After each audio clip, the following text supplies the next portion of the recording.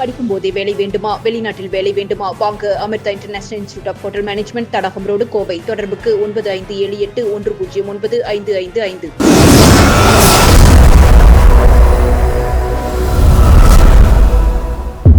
வணக்கம். தமிழ்நாடு முழுவதும் முதலமைச்சர் ச. ஜோசப் விஜய் நடித்துள்ள ஜனநாயகன் திரைப்படம் வெளியானது. முதலமைச்சரான பிறகு விஜயின் முதல் படமும் அவரது திரைப்பயணத்தின் கடைசி படமுமாக உள்ள ஜனநாயகன் பல்வேறு தடைகளை தாண்டி இன்று ரிலீஸ் ஆகியிருக்கிறது. தமிழ்நாடு முழுவதும் 1000க்கும் மேற்பட்ட திரையரங்குகளில் இன்று காலை 9 மணிக்கு ஜனநாயகன் ரிலீஸ் ஆனது.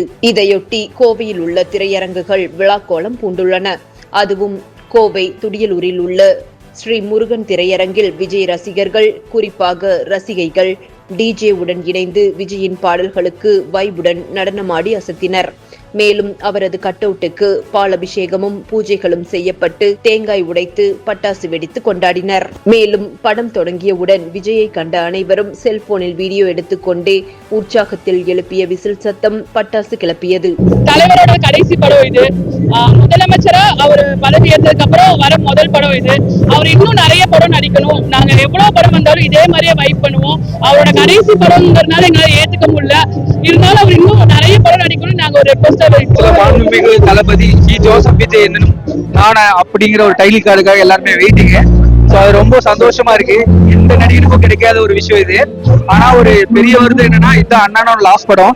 ஸோ எல்லாருமே ரொம்ப செலிப்ரேஷனோட ஒரு எமோஷனோட கொண்டாடிட்டு இருக்கோம். ஸோ என்ன சொல்றதுன்னு தெரியல.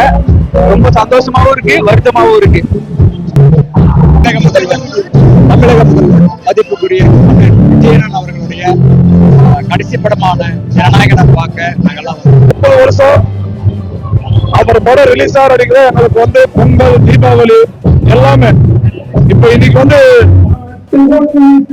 தமிழ்நாட்டுல இன்னைக்குதான் பொங்கல், இன்னைக்குதான் தீபாவளி. ரசிகர்களுக்கும் அதே மாதிரிதான். அதாவது 30 வருஷம் நாங்க அவரை பார்த்தே வளர்ந்ததுனால மற்ற எல்லா படத்துலயும் இருக்கிறத விட இப்ப படத்துக்கு எங்களுக்கு ரொம்ப எமோஷனலா ஃபீல் பண்றோம். ரொம்ப எமோஷனலாவும் ரொம்ப என்ன சொல்ற கஷ்டமா இருக்கு. ஆனா இருந்தாலும் இந்த திருவிழாவை சந்தோஷத்தோட பல வெறியோட கொண்டாடிட்டு தளபதி மறுபடியும் தொடர்ந்து படத்துல நடிக்கணும்னு எங்க சார்பா, தளபதி ரசிகர்கள் சார்பா, இப்ப தளபதியோட தொண்டர்கள் சார்பா கோரிக்கை வைக்கிறோம். நன்றி.